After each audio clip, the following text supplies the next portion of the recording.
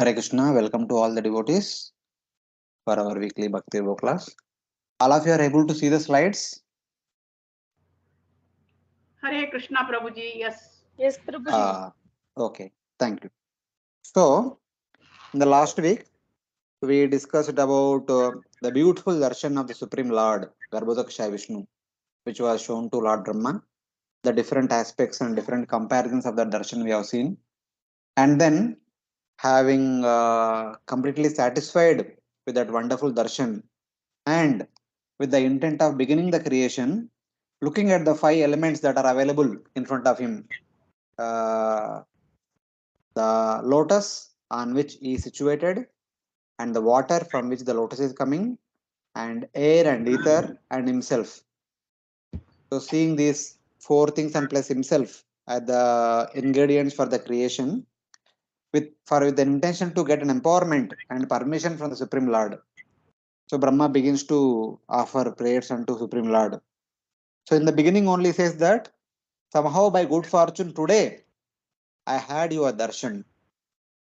Having your darshan establishes the conclusions of the scriptures, establishing that you certainly have the form.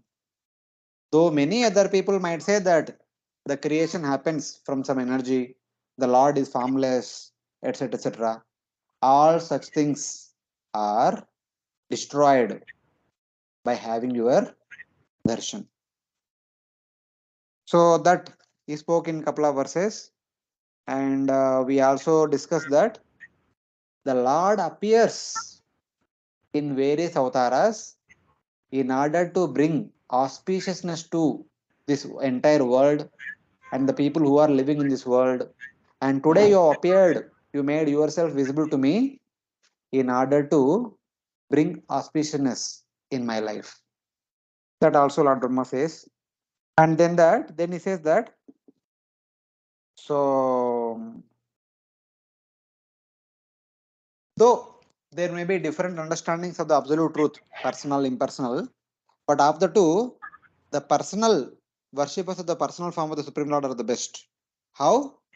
Etu tvadiya charanambuja kosha gandham jigranti karna vivarai shrutivata bhaktya grihita charana parayacha tesham napai shnata hrudayam buruha swapunsham.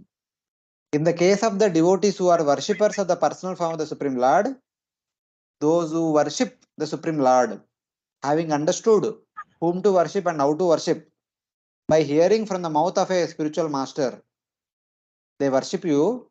As a result of that, you always reside in their lotus like hearts. You will never leave them. So, but this is not the case with Brahman worshippers. Only Bhagavan worshippers have this special privilege that as soon as they become fully surrendered to Supreme Lord, the Lord begins to reside in their heart. And this is not possible with Brahman worshippers. So why it is not possible with Brahman worshippers? What about others who neither worship Brahman nor worship Bhagavan? What will happen to them? Etc. etc. Lord Brahma is going to say in the next verses. So then, so you mean to say that just by becoming devotee everything is done? So, but we see that even the devotees also have wife, children, wealth, and they also behave like materialists. They are also attached to gain something, fulfill some ambition. This so many things are there. What about that? So then Lord Brahma speaks about that in the 6th verse. So last time we discussed up to 5th verse. Today we'll continue from 6th verse onwards. So please repeat after me. तावद्भयं द्रविणदेह सुहृन्निमित्तन् तावद्भयं दीन देहसुहृन्निमित्तम् शोकस्पृहा परिभवो विपुलश्च लोभः शोकस्पृहा परिभवो विपुलश्च लोभः तावन्ममेति अवग्रह आर्तिमूलम् तावन्ममेत्यसद् अवग्रह आर्तिमूलम् యావన్నతేంగ్రిమభయం ప్రవృణీత లోకా. Yavannatengrihim abhayam pravranita loka. Translation: O my Lord, the people of the world are embarrassed by all material anxieties. They are always afraid. They always try to protect wealth, body, and friends. They are filled with lamentation and unlawful desires and paraphernalia, and they avariciously base their undertakings on the perishable conceptions of my and mine. As long as they do not take shelter of your safe lotus feet, they are full of such anxieties. Hare Krishna. Hmm. When Brahma said in the previous verse that as soon as one becomes devotee, that's all. Lord will reside in their heart. Lord is saying that in their heart there are so many other things also. They have attachment for wife, children, wealth, name, prestige, property, etc. etc. What about that? Then Brahma drawing comparison. How it is a normal materialist having attachment to all these things and a devotee having attachment to all these things. What is the difference between those two? That difference he shows. As much as people do not completely accept your lotus feet, which actually give fearlessness, it is Lord's lotus feet will give fearlessness. So devotees completely accept the shelter of Lord's lotus feet. Sarvadharman parityajya mamekam sharanam vraja. Aham tvam sarvapapibhyo moksha ichchami masuchaha. In that way. So as much as people who do not completely accept your lotus feet, which are the source of fearlessness, such kind of people suffer material existence caused by attachment to wealth, attachment to body, attachment to friends, and they not only cause material existence, they also cause lamentation, anchoring, defeat, and overpowering greed, or they have excessive attachment. So little attachment will lead to more attachment. More attachment will lead to more attachment. So like that, which is the cause of prolonged existence, and which will become the main cause of one's continued existence. So indirectly, Brahma is telling that having attachment to all these things is not bad, but having attachment to all these things without having primary attachment to your lotus feet is bad. So that is the int given, and the notes will elaborate on that, which says that no, this is not true. Devotees might have attachment to all these things, but that is not the attachment like that of the materialistic people. It is not true. Why? The materialists suffer continued material existence caused by attachment to wealth, body, and friends. This existence consists of lamentation, desire, defeat, and greed, and great greed, as long as they do not accept your lotus feet as having power.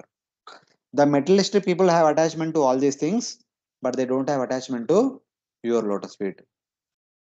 Because since they don't have attachment to your lotus feet, attachment to these things will lead to lamentation, desire, defeat, and greed, etc.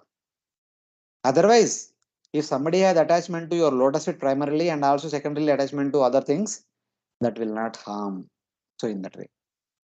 Or to speak in the opposite way, if they accept those feet, that means your lotus feet completely, then by attachment to you, they will give up attachment to wealth, etc. in due course of time. And if one is a devotee and has attachment to wealth, etc., one should not still worry. One should still not worry. Why? The attachment to wealth and all, after becoming a fully surrendered devotee, it is like the bite of a snake whose two front teeth have been extracted, which does not cause suffering. So it is like a snake whose teeth have been removed. Even that snake bites, it will not have any poison, so there will be no problem. So in that way. Thus, just accepting your feet as worthy of service destroys the very cause of material existence. So one should accept Lord's lotus feet primarily, and then other things if one has, no problem.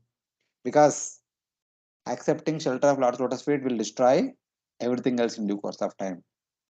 The same Lord Brahma will say in the 10th canto. This shloka is from 10th canto, 14th chapter. Tavad ragadayastena, tavad kara graham graham, tavan mohongra nigado, yavan Krishna natejana. My dear Lord Krishna, until people become your devotees, Krishna Jana, their material attachments and desires remain thieves.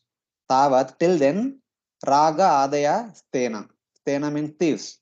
Till then, one's attachment, kama, krodha, lobha, madhamasara, all these things will steal away what one has, one's time, energy, piety, etc. And then, tavat kara graham gruham, the homes in which they remain are prisons. Because the home in which we are living without being devotees, that home which is a source of enjoyment will be the source of going to hell eventually. And tavan mohongre nigado, and their affectionate feelings for their family members remain foot shackles. So without Krishna consciousness, if one has attachment to people in general, that attachment will bind them and take birth again in the same family again and again, again and again, again and again. So in that way. So attachment to pure devotees will make one take birth in the midst of devotees, either in the material world or the spiritual world. So something like that. The word tavat has been used in both the verses. This verse also and today's verse also, Lord Brahma using the same tavat word, making the case strong, indicating that what I'm saying is actually need to be considered seriously. Thus, in this verse, three types of devotees have been described. The verse has been described uh, here. This talks about three category of devotees. Who are they? Those who have great attachment to the Lord, described in the previous verse. Those at the stage of Anartha Nivritti, described in the first part of the present verse. And those who have not accomplished Anartha Nivritti, described in the last part of the verse. So, previous verse talks about the devotees with great faith. And in the current verse, there are two parts. Tavat bayam dravina deha suhrun nimuttan, shoka spruha paribhavo vipulascha. So these are at the level of Anartha Nivritti. They are dealing with the attachments, what one has. But other people, they need to work hard. Tavan mameti asadavagraha arti moolam. They have considered asadavagraha. So temporary and the permanent, the temporary which is the source of arti means misery. So those who consider temporary to be eternal, they are willingly accepting perpetual miserable situation. But other people are trying to overcome these the attachments to things. They are sadhaka bhaktas. They are going through bhajana kriya and nivritti. They will pass through that state. So in that way. So then, those at the stage of Anartha Nivritti described in the first part of the present verse, and those who have not accomplished Anartha Nivritti described in the last part of the present verse. So in that way, the previous verse talks about the completely surrendered devotees. The next current verse, two lines talks about sadhaka bhaktas, and other two lines are not even sadhaka bhaktas. So in that way, it is understood. Then Brahma continues. Well, if that is the case, yes, Prabhu. Hare Krishna, Guru. Uh, You mentioned that in the last two lines, the devotees which are mentioned, they are not even sadhaka bhakta. What does it mean? Like, are they below, not even Kanishta Tigari? You want to say? See, asad avagraha means, where is the word meaning? Asad avagraha arti moolam. They have excessive attachment, which is the kada prolonged material existence. Those people who are completely believed that the material prosperity the only purpose of life and material enjoyment is only the goal of life, and accepting the worldly enjoyment as the permanent thing. So what will be the condition of the such kind of people? They will remain in this material world itself, like. That is what it is said. Arti moolam means which is the root of the perpetual misery.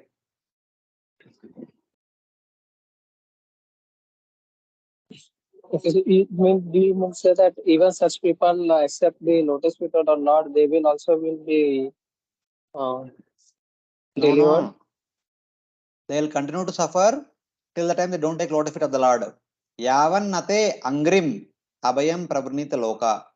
They will continue to Oh, suffer in this material world till the time they take shelter of Lord's lotus feet completely. These people have taken okay. shelter, but they have not taken seriously. They have taken shelter also. They have also have attachment to other things. But things will happen slowly, slowly. Like, I cannot say, I should say like my case, but I'm saying like our case, some of us maybe we are practicing bhakti, still we are maintaining attachment to material things. So we need to work hard to come out. The previous verse, Yes. those who have taken complete shelter of the Lord and they don't have any material attachments. So in their heart, Lord resides.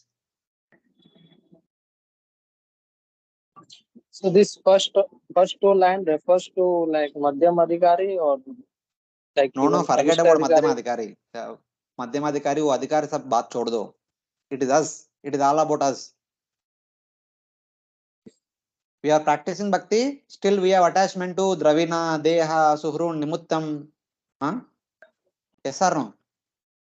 Yes, yes. Simple. No need to give names and all. We ourselves are in that. At least, I mean, I can say myself. And this is the condition. But still they have hope because they accepted the Lord. So in due course of time, they will be able to Hmm. get perfection, right? Hmm. Okay. Thank you. So now Lord says, well, if that is the case, then everyone would be intelligent surrendered to my feet. Who would be left in this world? My dear Brahma, you are telling that this attachment to the material world is source of misery. Attachment to my lotus feet is source of fearlessness. Then any person who has common sense will take shelter of my lotus feet. That's what Lord says.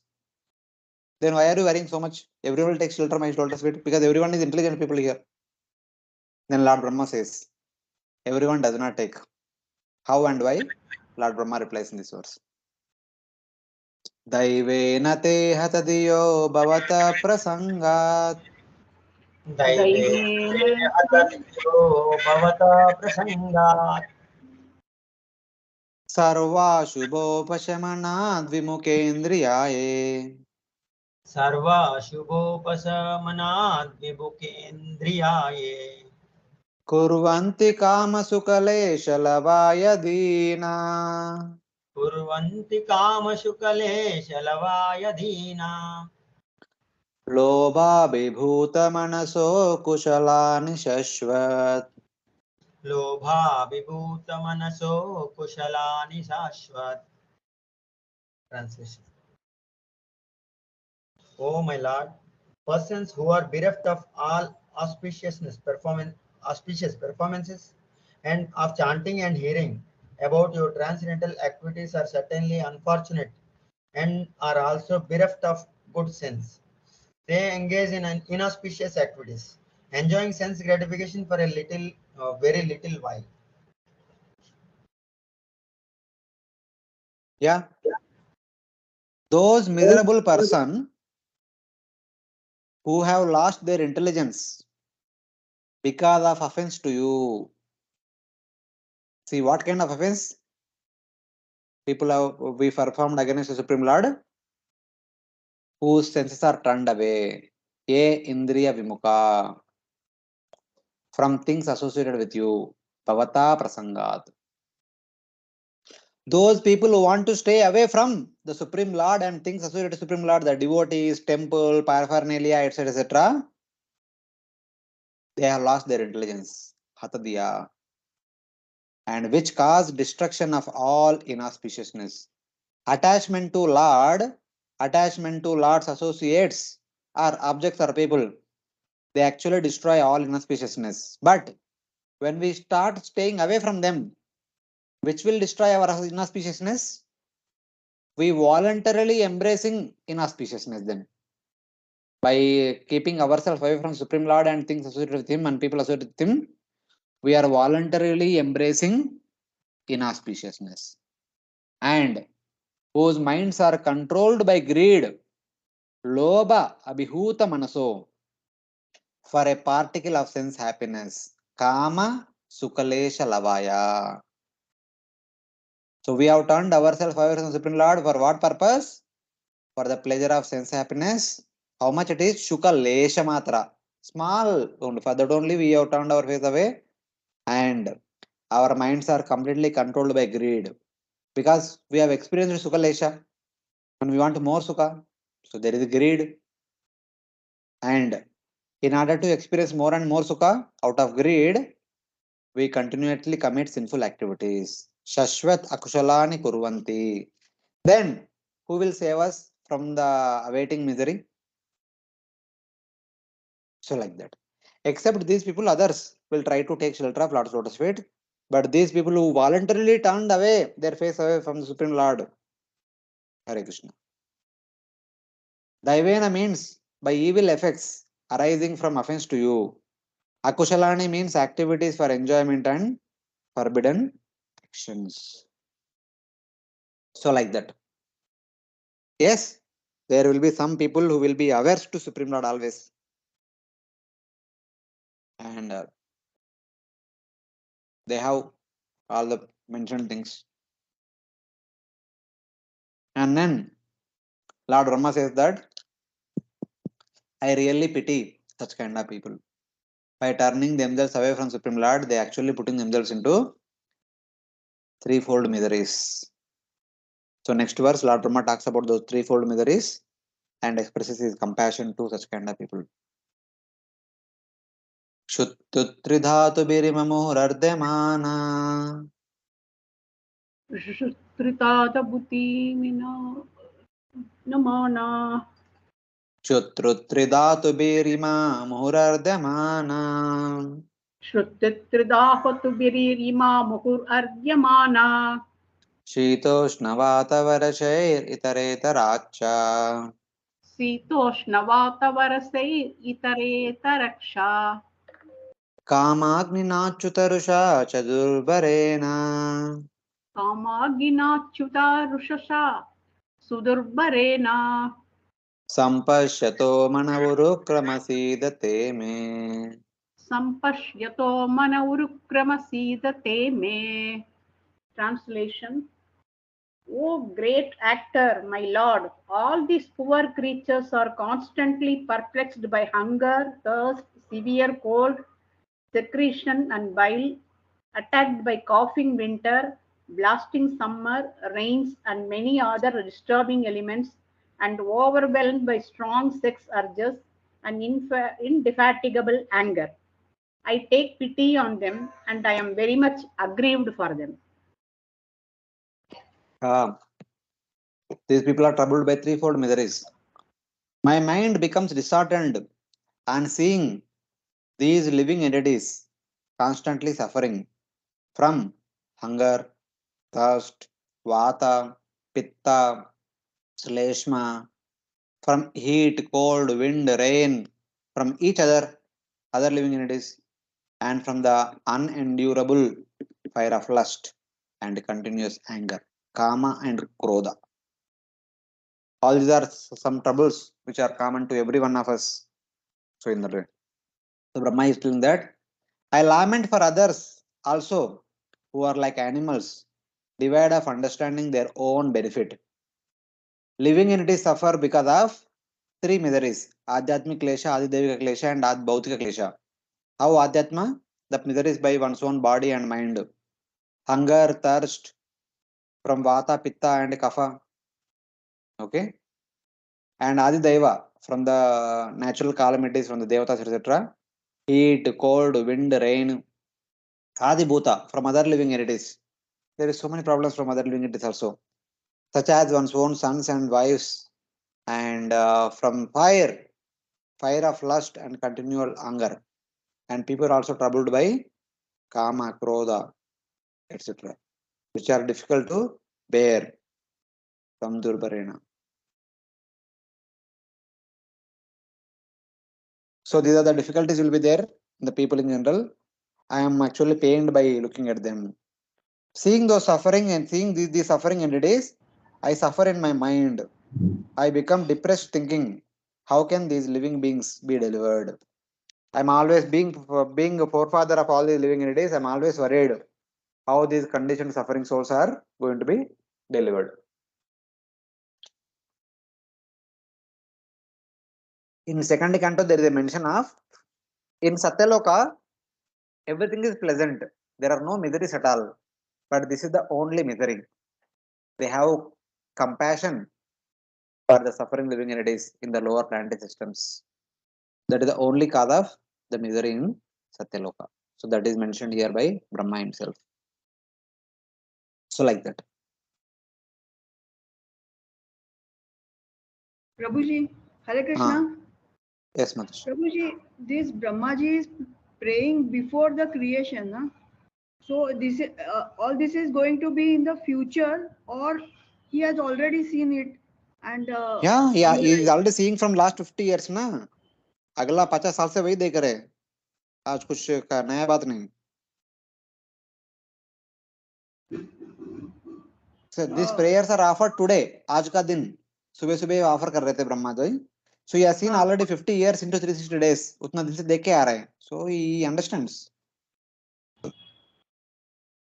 अच्छा, I thought के again Lord will give him all the knowledge, and then he will create and all. Yeah, yes, he will create. He has not yet created, but after creation, this is what is going to happen. That he knows. Okay. See, it is simple. In Bombay, there are already so many houses are there. Okay. Yeah. In every house, there is some misunderstanding, some problems are there. Yes.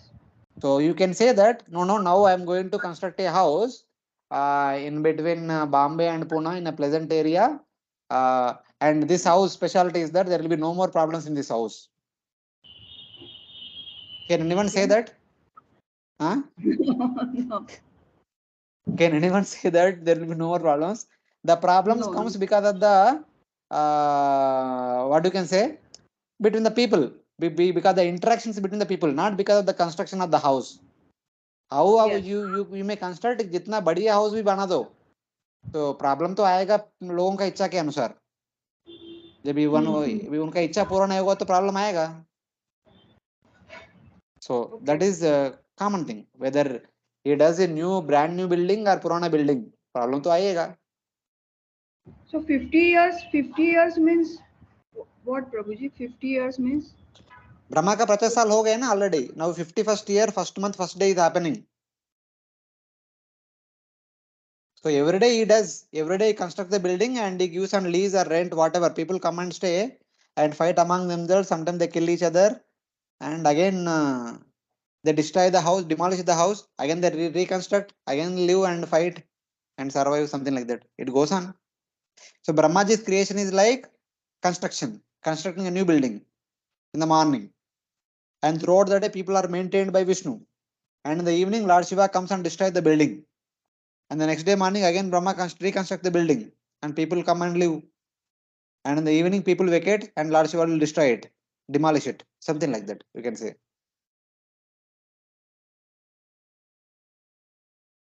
Brahmaji is doing two things. He is constructing the 14 lokas where we can stay, and is also constructing our physical bodies also. So where we can stay, where the atmas can stay. So that is his duty. His service is to construct the building or house or the body. Okay. That he is doing every day. What I thought he was he was searching who was where he came from, where the lotuses that Dundee is there, and where is the Lord. Everything he was searching. I thought he is not been given knowledge from the Lord till now. Then he offers prayers, and then Lord gives him knowledge, and then he creates secondary creation. ऐसा मैंने सोचा. That is also correct. See, there is two way to understand.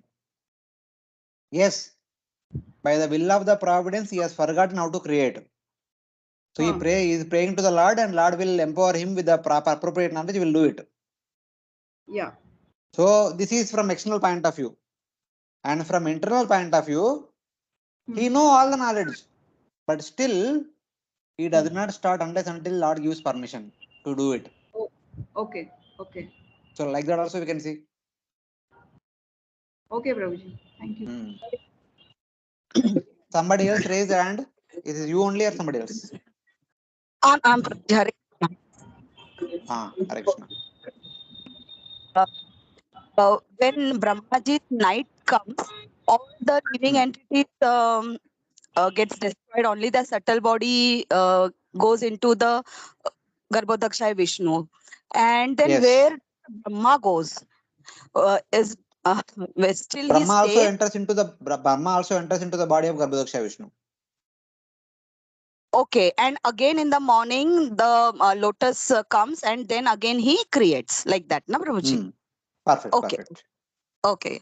Prabhuji, and my other all questions were there, which I wrote you. That we'll discuss afterwards on next Sunday because time is short today. No. In between, you keep asking some other questions which are relevant to our discussion. Yeah, Prabhuji, they are connected, but so many questions like. So should I ask now or should I just wait up to you to start the other? One. You ask one question. Okay, Prabhuji. Prabhuji, just wait.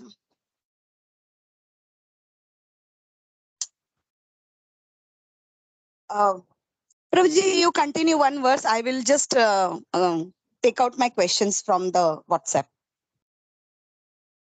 Why do you lament for material existence? Okay, Gauranga Purushottam Prabhu. Yes, Prabhuji. I have a question, Prabhuji.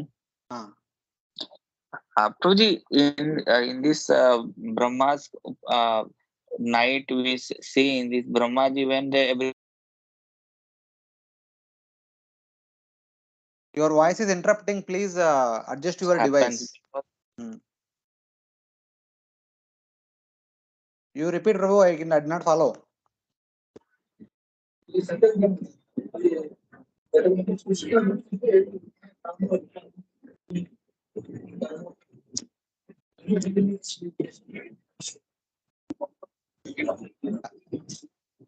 Hare Krishna, who is speaking?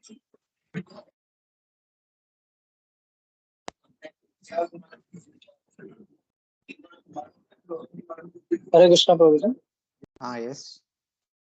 I just want to clarify, in Brahma Samhita prayers where Lord Brahma got the darshan of Lord Krishna.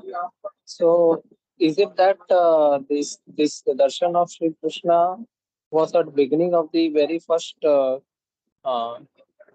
beginning of his Brahma's new life, or is one of the day where Brahma creates the universal life? See, Prabhuji, last week we discussed. It is not that some of the day. See, whatever information we have in our scriptures, mostly about today only. We don't have the information about what happened yesterday, uske pehle wo sab हमको पता नहीं. But second canto 9th chapter में there is a mention about the very first day. What happened? That is briefly mentioned. So whatever we are discussing is all happened today morning only. That Brahmaji having darshan of Lord Krishna is also kind of hinted in the previous chapter. The previous chapter we discussed last week. That also happened today morning only, not some other day.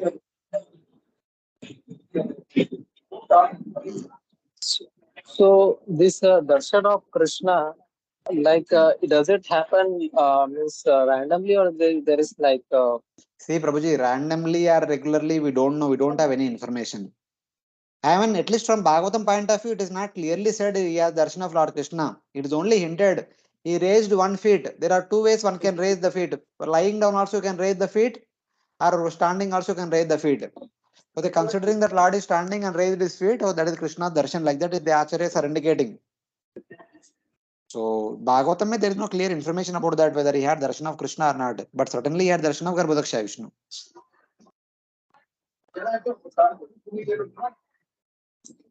Okay, but Gaudiya Vaishnava do accept that he had a darshan of Lord See, Krishna. that is fine. That is okay, Proji. That is okay. It's okay. He also giving darshan of Krishna also. That is fine.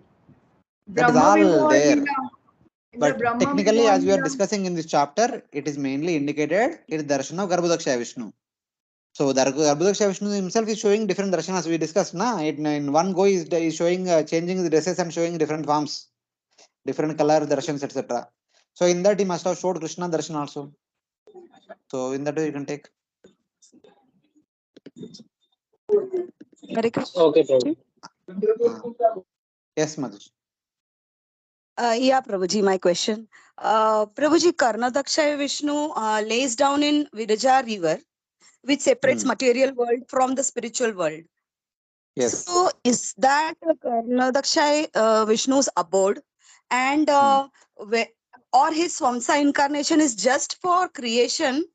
All like Vaikuntha activities between devotees and that takes place, or it is just Vishnu lying alone, or I just want to know that. Even for Garbhodakshay Vishnu, the same thing.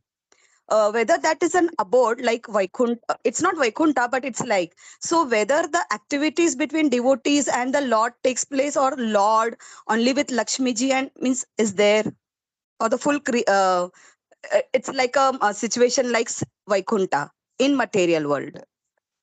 Text number 3, 5, 23, 24, 25, 26, Yeah, and 27. Later on, yeah. you can read through the slides. It is clearly Uh-huh. mentioned there that Mahavishnu does not stay alone. He is always accompanied by Mother Lakshmi, and Mother Yeah, Lakshmi is always accompanied by many other Lakshmis. Lakshmi yeah, Sahasra Sambrama Seve Manav. They are all there. yeah. From the material creation point of view, Mahavishnu is always in Yoga Nidra. Okay. From Mahalakshmi and other Lakshmi's point of view, he is always interacting with them, accepting their service and interacting with them. That is what is mentioned in this text in the 5th chapter. For more details, you can read through the notes afterwards. So that Virija river or in Garbhodakshay river ocean, Mm. that Mm. their abode. That means. Yes, yes. They are like abodes. So there are only the liberated living entities are there serving with Lakshmi Devi there. No, you don't have to say liberate living entities. Their Lord's close associates are serving him. When a devotee becomes liberated, they don't have to go to Garbhodak Sagar or Karnadak Sagar. They can directly go to Vaikuntha. They don't have to go to these oceans. Because this Lord's principal activity is to create and maintain and annihilate. Okay. So, because since Lord is there, he can't be alone. He will be with his intimate associates, with his, we can say, with his family members. Okay. Okay. So others, those who want to serve the Lord, they can go to Vaikuntha, and Vaikuntha they can serve. Na? There are so many other forms of the Lord in Vaikuntha. They वहाँ पे serve कर सकते. Why not? Prabhuji, should I ask one more question? Okay. Prabhuji, Jay Vijay were serving in Vaikuntha, and they were cursed here to come. This that is the 3/4 portion of our spiritual world where they were serving, and they came here in material world to be with the Lord. Means how I can't reconcile that. Okay, you don't have to reconcile now. Please wait till 15, 16 chapters. That time we'll discuss about Jay Vijay past time completely. It will come in the same third canto only, chapter 15, 16. That time we'll discuss with more details. Okay, Prabhuji, and with this creation, one more, Prabhuji, the lotus stem of the lotus means the creation is in the lotus stem. The all the 14 worlds and all the universes are in that 14 stem. The stem of the lotus, which is created by Lord Vishnu. We'll discuss in the next chapter, 10th chapter. That time we'll discuss that. Okay, okay. Hare Krishna, Prabhuji. Yes, Prabhu. Prabhuji, my question is, you see that every morning when the Lord Brahma, the night, and when they come to the morning, that means the Brahma had forgotten everything.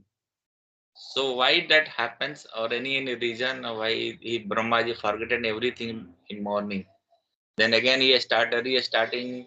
He forget the Lord Vishnu because he also going to meditate, and then he then see the Lord form. Then he started the work.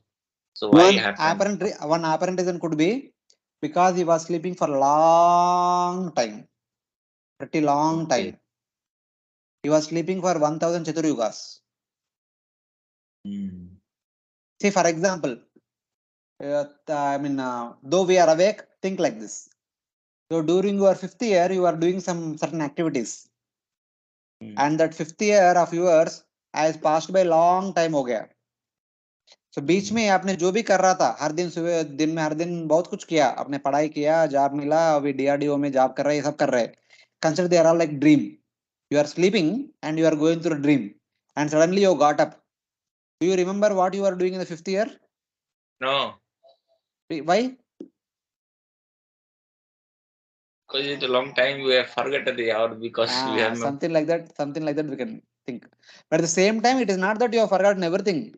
You remember that there was something called fifth year, and you are there. You know where you are living, which home, and what. When it is details you may not remember, but general idea will be there. Na, you don't forget everything. yes. Huh? At least you Yes. know what are the different places where you used to play with your friends. May not be exact details. And whether you used to start learning the bicycling and all, going for swimming and all, etc., which well and which area, going to school by walking or by cycling or some kind of things, basic things. May not be details. You may not remember the details. So same Brahma condition like that. He remembers few things vaguely and few things he may not remember. So now we cannot compare Brahma with us. That's why I gave just now, sometime back I gave the example. From external But point of view, yes, he has forgotten everything because of the long sleep. But internal point of view, a learned person, even though he remembers everything, it does not show that I know everything. He always behaves as if he does not know anything. And only with the permission of someone elder, he starts displaying his knowledge. Like that we can think of. So only my there are both possibilities.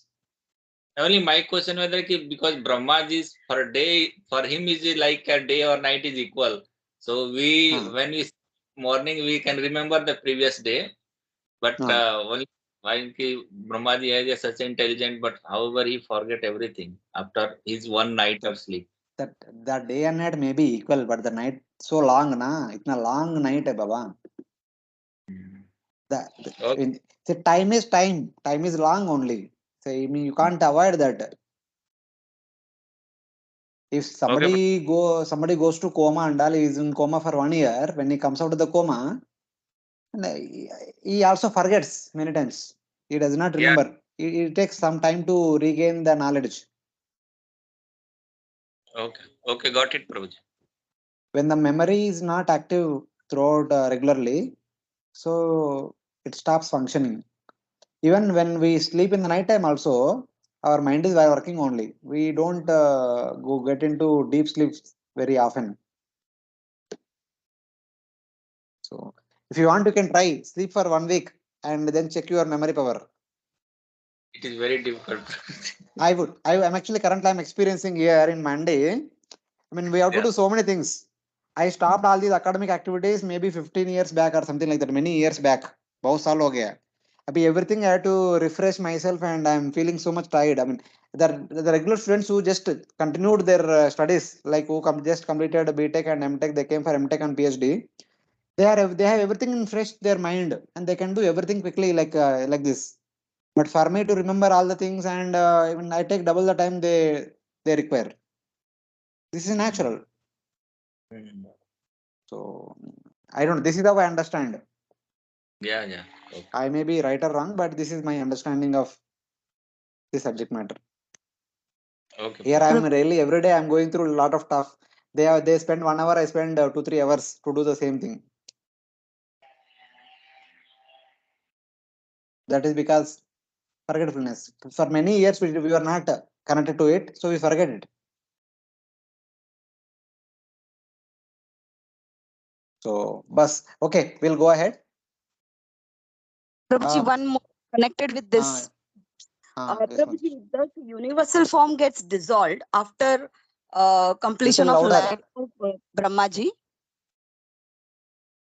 Does universal form gets dissolved at night of Brahmaji or after completion of life of Brahmaji? See, universal form is like the drawing. Yes, yeah. There is no dissolution for the drawing. Natural Drawing is form. always there. The Yeah. building will be dismantled. You can reuse Huh. the same drawing and reconstruct the building. No issue, no problem. So that means universal form again at night it gets destroyed. I mean like dismantled, and again in the morning it starts like that only. No, that's meaning is like that. No, actually, the concept of universal form, I saw it differently. You are seeing differently. That we will discuss maybe in the later upcoming chapters. It will come. See, there are two universal forms. One is subtle universal form, which we discussed in the 6th chapter. And Yeah. till now, we have not discussed about the gross universal form, which will be discussed later on in the 10th chapter. So that's why I refer to subtle universal form, which was discussed in the previous chapter 6 about that 3 Atma Shaktis and 1 Jiva Shakti and 10 Pran Shaktis. Yeah. That is subtle universal form. That is basically conceptual form. It is not a Yes. physical form. Yes. So it is like the building drawing. So concept does not destroy. It will be there always. So using that concept, Brahmaji will construct the building. He will construct the 14 planetary systems and he will construct our human body, and then we perform activities. That means we go and live in that building. Okay. The gross universal form gets created and destroyed again and again. Okay. Subtle universal form remains same only. The principle remains same. Whether today or next day of Brahma, the eating principle remains same only. Eating principle won't change. Okay. But in this lifetime, we may eat here in the Bhuloka. Next lifetime, we may eat in Devaloka. The eating principle will continue. The principle is the soft drawing. The gross universal form is like how we do, where we do, etc., which floor, etc.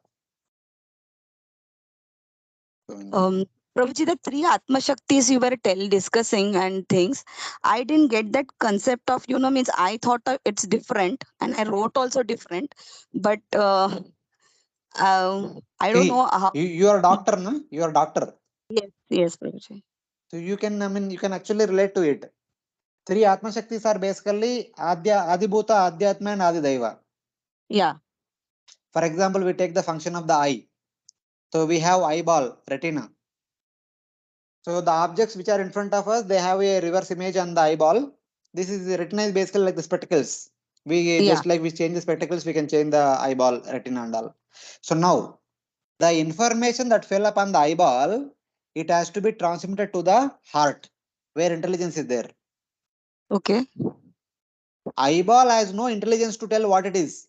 It is acting like a mirror. Whatever image there outside, it will show the reflection of that. Okay.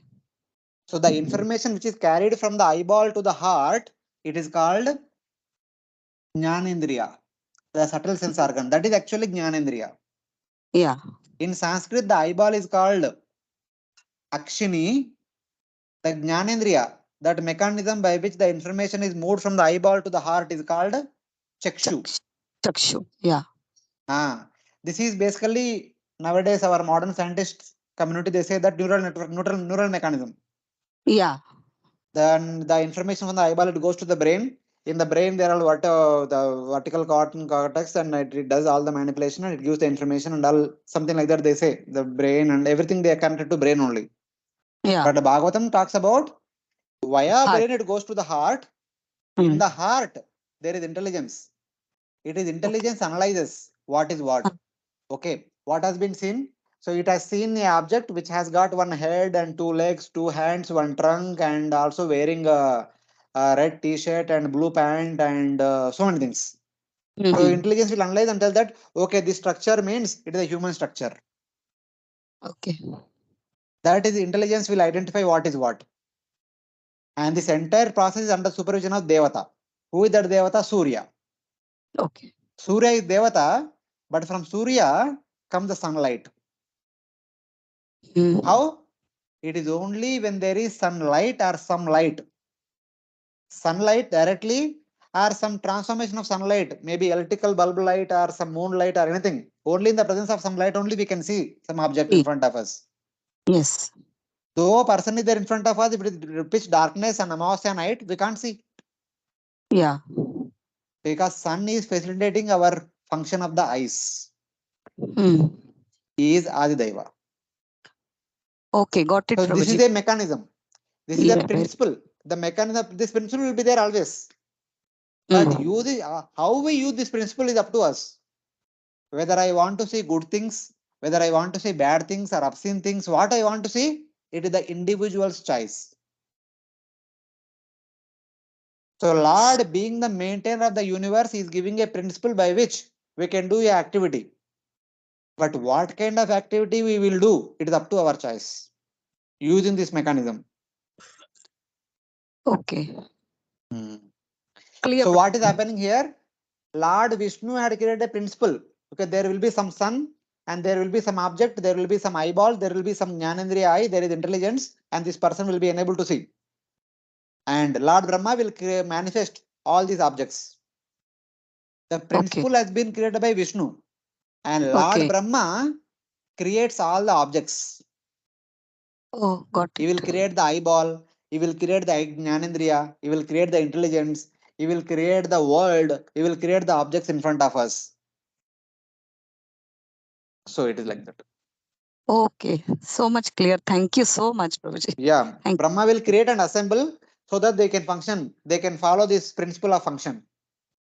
This function is basically a law, and objects supposed to follow that law. So in that way. Okay. Yes, got it, Prabhuji. Clear, clear. Thank you.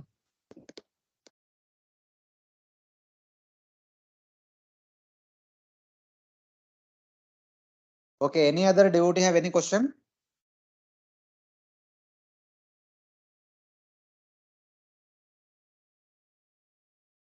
Okay, fine. We will move on.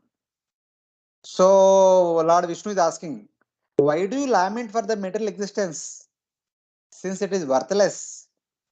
So why are you worried about the material existence? Anyway, today it is great, tomorrow it will be destroyed.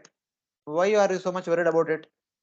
Now Lord Brahma says, my dear Lord, for you it may be like creation, destruction, but for me it is not like that. There are many more things. Yavat prutaktamidamatmana indriyarta. यावत् पृथक्त्वा इदम् आत्मन इन्द्रियार्थ Maya balam bhagavato jna. Sorry. Maya balam bhagavato jana isha pashet. माया बलं भगवतो जन ईश पश्येत् Tavanna samsmritirasau parisangrameta. तावन् संसृतिरसौ परिसङ्क्रमेत व्यर्थापि दुःखनिवहं वहति क्रियार्ता. व्यर्थापि दुःखनिवहं वहति क्रियार्था. Translation: O my Lord, the material miseries are without factual existence for the soul. Yet, as long as the conditioned soul sees the body as meant for sense enjoyment, he cannot get out of the entanglement of material miseries, being influenced by your external energy. Hare Krishna.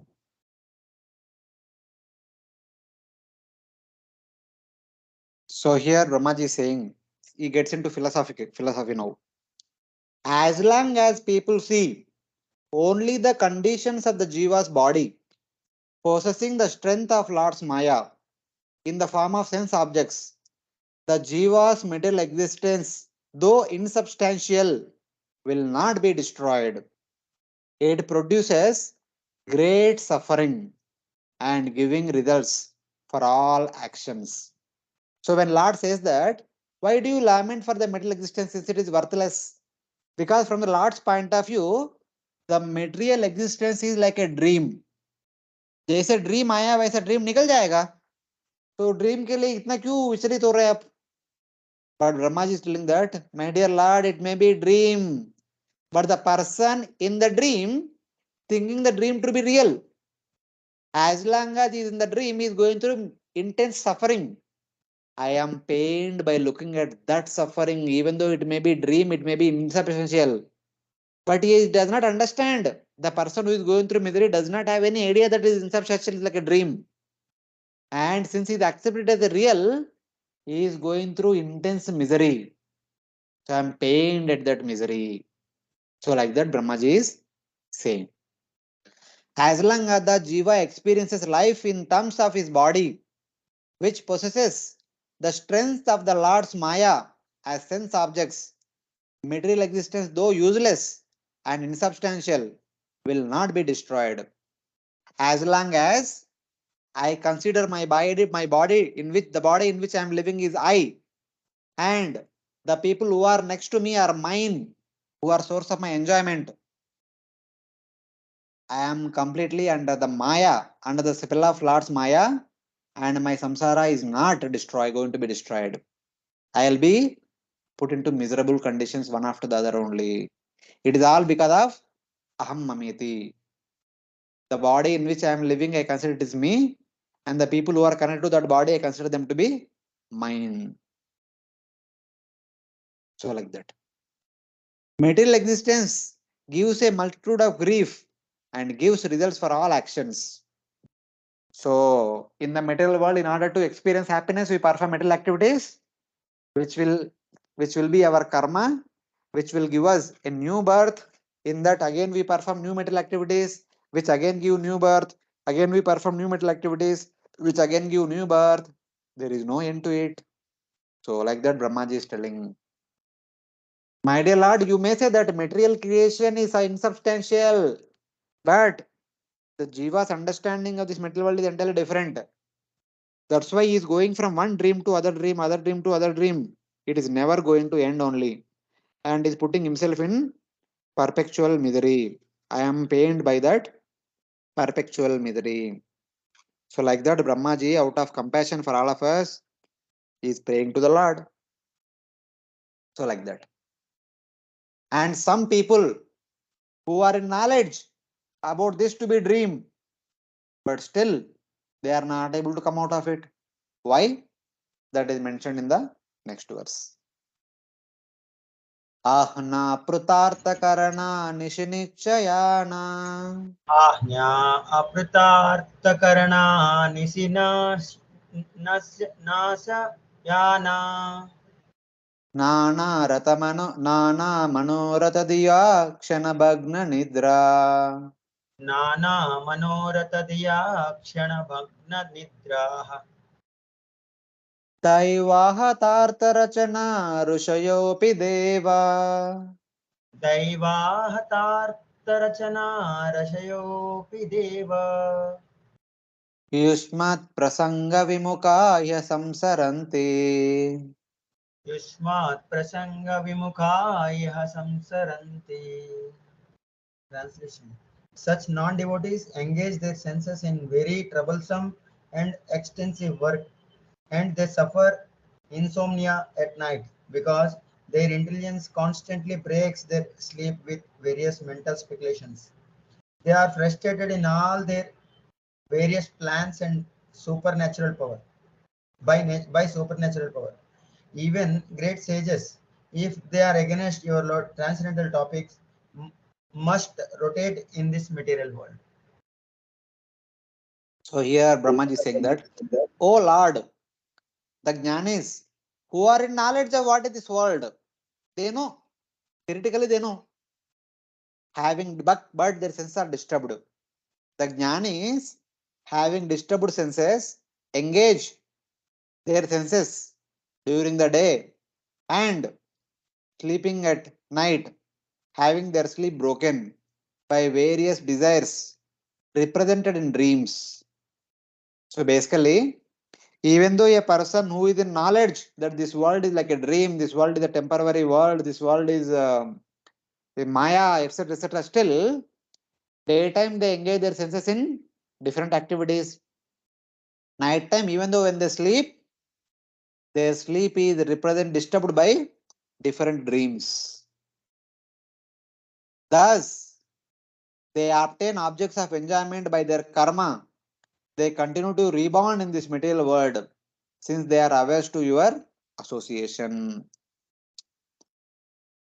They have knowledge about this world being like a dreamlight state, and it is like a material existence, it is like Maya and all. But they have not taken shelter, they have not taken shelter of your lotus feet. As a result of that, even though they have knowledge, they will never get freedom from this miserable existence because they have not taken shelter of your lotus feet. So, throughout the day, they with ambitious mode they perform various activities, and throughout the night, because they are planning for future, they can't get sleep. So it is like that. And at the end of this life, they get a new birth, something like that. One should not say that material existence caused by ignorance will be destroyed by knowledge, because even the jnanis divide a bhakti, even the knowledgeable people divide a bhakti, continue in the material world. Knowledge alone cannot deliver one. It is bhakti can deliver one. The sages described in this verse, the sages in this described in this verse are averse to your association. Continue in this world. Rishayopi Deva means, it is indicated that Rusha means not the Rishis in generally what we know, not like that. Even though externally they may be called as Rishis, but if they don't take shelter of your lotus feet, in spite of being Rishi, they will continue to take birth in this material world. Like that, we should understand. What type of sages are they? They have disturbed senses. What kind of disturbance? Throughout the day, they engaged in different activities, and throughout the night, they can't sleep. They get into dreams and all. And because they're performing so many activities, they enjoy objects according to their karma. So, thus, in summary, starting from verse number 8 till now, what Brahma has said in summary is three types of people are trapped in this material world. One is karmi, who is addicted to perform sinful activities, which is mentioned in the verse number 7. Who is that? So, that person who is attached to, who is averse to Krishna and attached to material objects, thinking them to be permanent. That is karmi.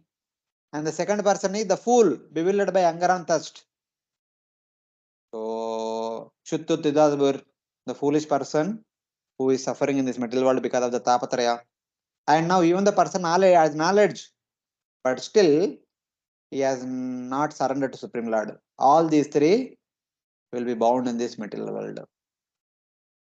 Whether one may be fool, ignorant, whether one may be averse to Supreme Lord, whether one may be in knowledge, but if they don't take shelter of Supreme Lord, they are bound in this material world.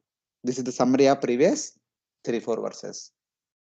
Then the question is, what is the solution? Of course, solution is clear, but how do we get it? Solution is to take shelter of Lord's lotus feet. But how do we get it? And you are talking about this beyond this material world, there is some happy place. So what is that happy place?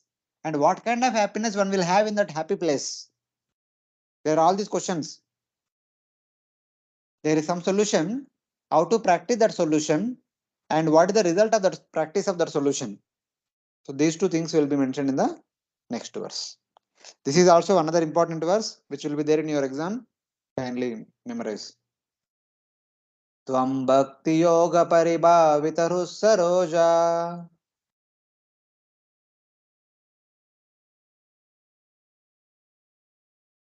Om Bhakti Yoga Parivitarata Saroja Aste shrutekshita pato nanunata pumsham. Aste Sute Hitapato Nanutata Pumsam Yaddhyata urugaya vibhavayanti. Yad Yad Diyata Urugaya Vibhavanti Tattat vapu pranayase sadanugrahaya. Tat Tat Bapu Pranayase Sada Anugrahaya. Translation: O my Lord, your devotees can see you through the years by the process of bona fide hearing, and thus their hearing hearts become cleansed and you take your seat there. You are so merciful to your devotees that You manifest yourself in the particular eternal form of transcendence in which they always think of you. So now, this is an interesting verse. Brahmaji is saying that, "Oh my dear Lord, you who are approached by being heard about, seen, and directly served." So, who is that Lord? What kind of Lord is he? Lord can be approached by hearing about him, and eventually by seeing him, and eventually one gets opportunity to serve the Lord. This is the progression. In the beginning, we hear about the Lord and we engage in the service of the Lord. In the future, at one point of time, a devotee will get to see the Lord. After seeing the Lord, one will get to serve the Lord directly, in person, in Lord's abode. This is the overall progression. So this is the Bhakti. Bhakti is all about this. First hearing, then seeing, then serving.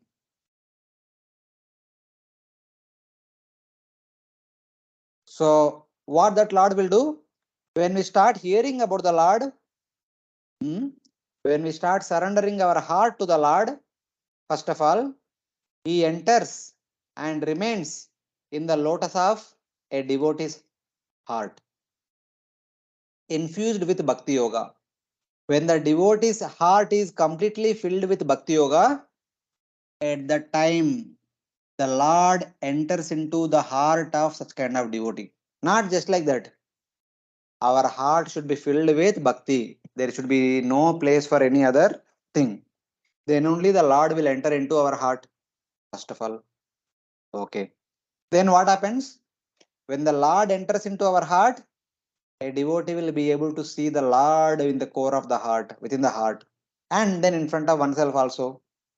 Then the Lord will do an amazing thing. What is that? By your mercy, you bested to them spiritual bodies appropriate to the mood they cultivate during their sadhana. Yaddadiyata urugaya vibhavanti tattadvapu pranase tadanugrahaya. There are 2-3 meanings to this particular phrase of this verse that we will discuss while discussing the notes. The next slide will have that notes. Let's see. Bhakti, even without jnana, delivers from one from the material existence. How? But not only that, not only delivering one from material existence, more than that, by bhakti, the Lord becomes dependent on the devotee. Bhavita means infused with bhakti yoga. When one's heart is filled with bhakti, no other things, then Lord becomes subservient to such kind of a devotee. That is what is possible by bhakti.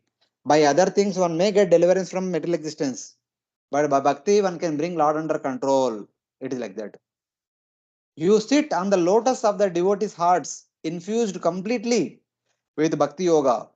Or the phrase can mean, in the devotees' hearts manifested by bhakti yoga, you remain seated. Bhakti yoga is the cause of Lord's manifesting himself. You enter the hearts of the devotee and remain there, ase. You do not leave. This is confined in the verse number 5. Napai Shinata Hrudayam Bruham Swapumsham. Having entered into the heart of your devotees, you will not come out. This is the glory of you, my dear Lord. Like the Lord Brahma said always already. Same thing is happening here also. Your path is first being heard about from the mouth of Guru, and then seen, and then directly served. Shruta, Ikshita, Pata. Bhakti is called as a path which begins with Shruta, which ends with Ikshita. Bhakti begins with hearing, and ends means not ends, but it leads to the point of seeing the Lord in person directly. By this path, you are brought to the devotee's lotus feet, the lotus hearts. So by the practice of bhakti, about whom we hear, that personality will enter into our heart and he will show himself to us in the core of the heart. So that is the understanding. The implication is that The devotees know this path of sadhana bhakti well. The consequent implication is that the person who desires to attain the Lord should understand this path. The sadhana bhaktas understands what bhakti is all about, where bhakti will take one to. Sadhana bhaktas who already started bhakti, they will know it. They should know it by default. Even others who do not know, if they have desire to attain the Lord, they will get it. How? Because there is some desire. In order to fulfill the desire, they take shelter of a spiritual master and they hear about the Supreme Lord from the spiritual master. By hearing about the Supreme Lord, they will develop a desire to see the Lord intensely and eventually they will have the darshan of the Supreme Lord. Something like that. Even without hearing, sometimes the devotees meditate on your various pastimes using their minds. You reveal those forms to the devotees. This is the meaning according to Srila Sridhar Swami. Some sadhaka bhaktas who systematically practice bhakti and some general bhaktas by birth only they have natural attention, natural affection to Supreme Lord. They have natural affinity to serve the Lord. They have natural affection, natural desire to see the Lord. And they work hard for that. Lord will show to them himself. So in that way.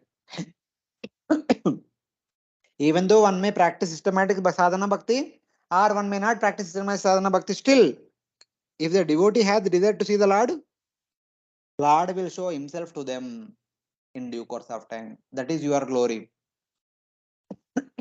And when it comes to Gaudiya Vaishnava understanding, Srila Vishnu Chakravarti says that the meaning of this last line is, are your devotees doing sadhana, concentrate on their spiritual form according to their mode of love, dasya, sakya, vasalya and madhurya, using their minds, and you have them attain their spiritual bodies. You become dependent on your devotees. There are two possibilities here. One is when a devotee practicing bhakti, he has a desire to see the Lord. Which Lord? A particular form of the Lord. Some people want to see Lord Rama, some people want to see Lord Krishna, some people want to see Lord Vishnu. So Lord will show to them that form. Fine. That is one way. The other way is that from Gaudiya Vaishnava point of view, some devotees want to serve Lord Krishna in Dasya Bhav, some want to serve Lord Krishna in Sakya Bhav, some want to serve Lord Krishna in Vasalya Bhav, some want to serve Lord Krishna in Madhurya Bhav. Previously, the devotees in general, when they want to see the Lord in a particular form, Lord will make his form visible to them. That particular form of the Lord will be shown to such kind of devotee because their devotee want to see that form of the Lord. But in the case of Gaudiya Vaishnavas, when the devotees want to serve the Lord in a particular rasa, Lord will give them a particular form which is suitable to serve in that particular rasa. If somebody want to serve the Lord in Vasalya rasa, they will be given a form of elderly Gopa or elderly Gopi so that they can serve the Lord in Vasalya rasa. Some people who want to serve, some devotees who want to serve the Lord in Dasya rasa, so they will be given the form, either male or female, near vicinity, where they can serve the Lord in that particular form. If somebody want to serve the Lord in Sakya Bhav, they will get the Gopa form who are equal age of Lord Krishna in the vicinity of Lord Krishna, so that they can play with Lord Krishna, they can go to cow herding and all. If somebody want to serve the Lord in Madhuri Rasa, they need to get the form of a Gopi who is younger than Krishna. So all these four forms are different, they are not same. So according to the mood in which one want to serve the Lord, Lord will facilitate that particular form so that they can serve the Lord. So this is the glory of bhakti. First of all, we hear about the Lord from Guru, then we practice other angasa bhakti. As a result of that, there is a purification of the heart. Then we develop a desire to see the Lord. So then Lord will show us that desired form of himself. But when it comes to Gaudiya Vaishnava theology, we want to serve the Lord in a particular rasa. For that, Lord will take us to the spiritual world and he will give us that particular form. With that form, we can serve the Lord in that particular rasa. It is not that So in one form, you can serve the Lord in all rasas. That is not possible. So for every rasa, there is a particular form. So Lord offers that particular form. That is called Tattat Vapu Pranayase Tadanugrahaya. So that is the meaning of that verse as mentioned by Sri Vishnu Chakravarti.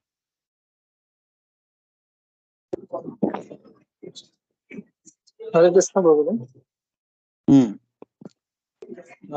Like you mentioned that according to Gaudiya Vaishnava theology, as per the rasa desired by devotees, he gets that particular form.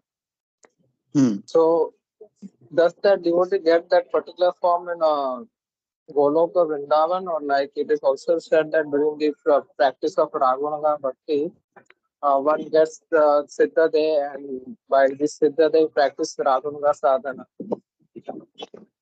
So, is that Siddha Day and these forms are the same, or like they are the different? See, Prabhuji, all the details I don't know. I'm just explaining the principle.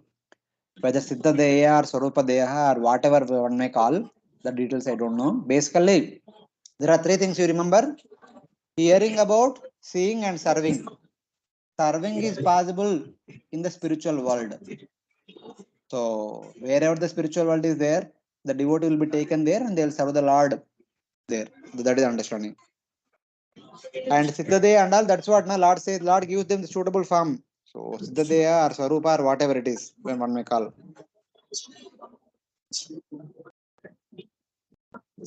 Okay. Hare Krishna, other devotees followed this meaning.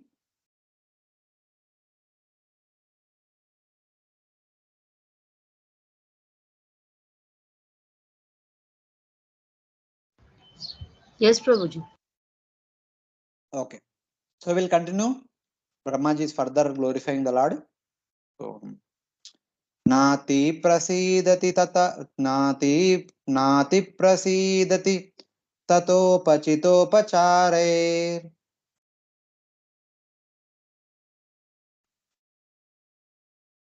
नाति प्रसीदति तथोपचारे Aradita suragane rudibadda kamai. आराधिता सुरगणैर्हृदि बधा कामये Yes sarvabhutadayaya sadadalabhyayeko.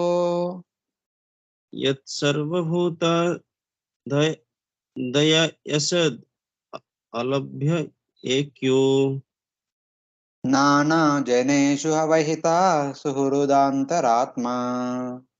नाना जनेषु अवहितः श्रुद्ध अंतर आत्मा.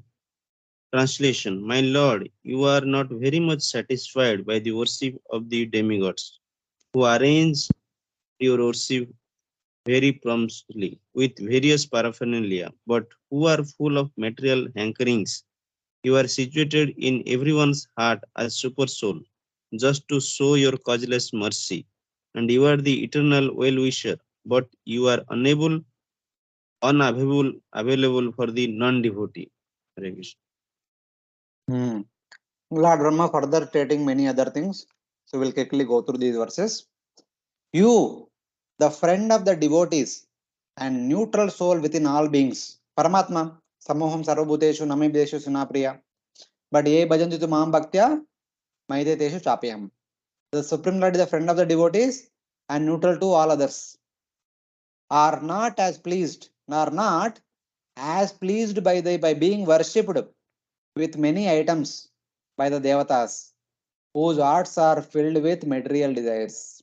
As you, alert to various people, are pleased with devotees because they show mercy to all beings. But this mercy is not attainable by the non-devotees.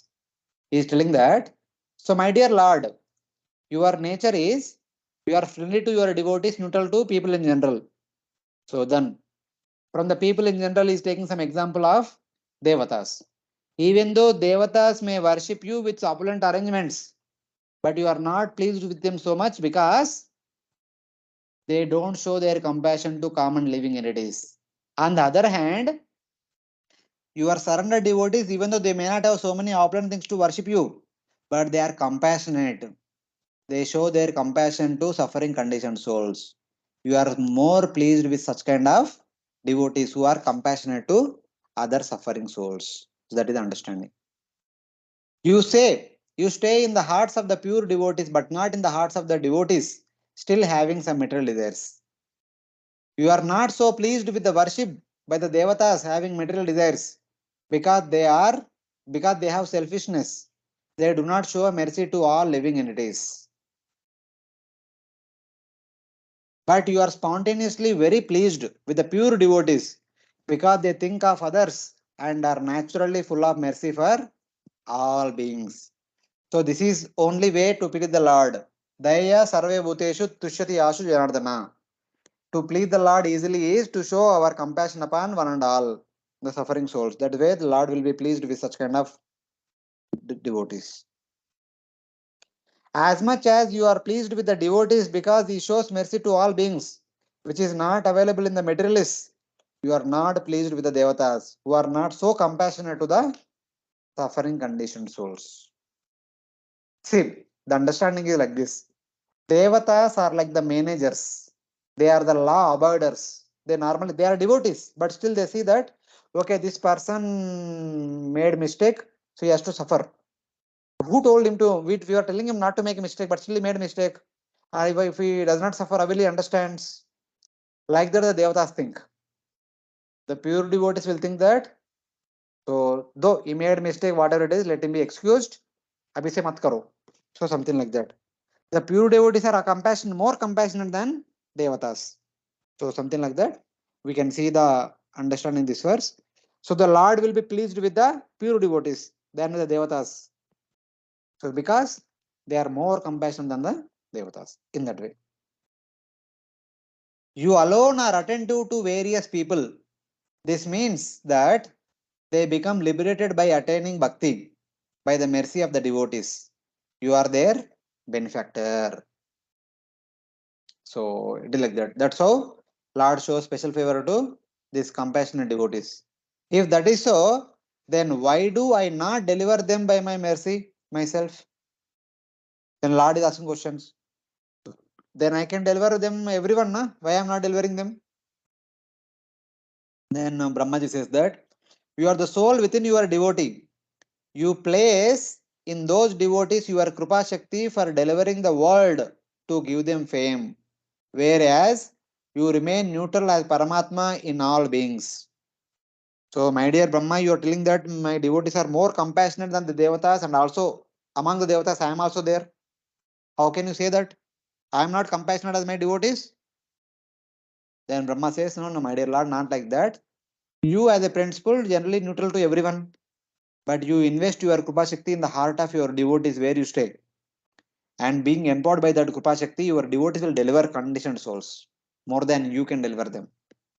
So, something like that.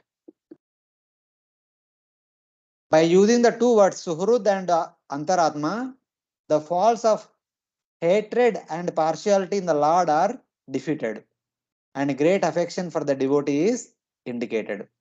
Antaratma is there in the heart of everyone. So, being Antaratma, Lord has no partiality to anyone. But at the same time, Lord is Suhrut for the pure devotees. So, by being situated in the heart of pure devotees, Lord is indicating, not indicating, Lord is empowering that pure devotee to deliver the conditioned souls. Externally, pure devotee is delivering, but internally, it is the Lord who is empowering that pure devotee to deliver them. So, the Lord Himself is only doing in one sense. So, like that. So, one should not say that everyone will become liberated when the devotees show mercy to all beings. Yes, okay. But the devotees are compassionate, then everyone should be delivered. Why everyone is not delivering? Yeah, devotees are compassionate, but conditioned souls are not attentive. The devotee showing mercy to all beings means that they show mercy to a great extent, since it is shown that the mercy of the devotee does not spread everywhere completely. Example, all the men are holding umbrellas. We say that in the rainy season, all the men hold umbrellas. But means that many are holding up umbrellas, though a few among them may not. It is a general thing. It is not that everything is happening like that. Or the effect of giving mercy to all beings does not result in liberation for all. Even though the devotees are showing mercy to everyone, but everyone does not get liberated because everyone does not accept that mercy completely. Just like, even though the seeds are sown everywhere, but the seeds do not grow in the salty earth. Seeds are sown everywhere, but they don't grow in the salty earth because the earth does not have the property to grow the seeds. Then, similarly, even though the devotees Krupa is there spreading everywhere, but when people do not accept, how Bhakti will manifest in them? It will not. Something like that. So one does not see positive results in the mercy that Narada and other gave to persons such as Daksha. So Narada showed mercy to some devotees, they accepted and they went on. And Narada also wanted to show mercy to people like Daksha, but Daksha did not accept. He did not go ahead. Something like that. Chatrino Gachantahi Nyaya. Narada convinced Daksha's sons, but not to pursue material life. But Daksha cursed Narada. So it is like that. Some people do accept, some people do not accept. So in that way, we have to see. So that is about how Lord Mercy will work upon us. So in that way. So Narada Muni further continues. Pumshamato vivida karma biradvarardir दानेन चोग्रतपसा परिचर्यया च आराधनं भगवतस्तव सत्क्रियार्थो धर्मोऽर्पिता करिः चेत् म्रियते न यत्र. Please read the translation. But the pious activities of the people, such as performance of Vedic rituals, charity, austere penances, and transcendental service, perform with a view to worship you and satisfy you by offering you the fruitive results, are also beneficial. Such acts of religion never go in vain.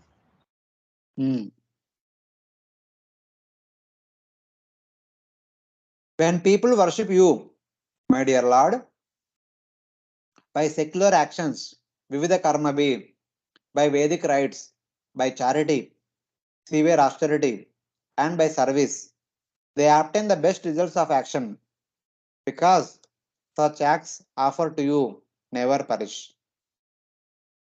When we perform activities and offering to Supreme Lord, they will actually give expected results. That is understanding.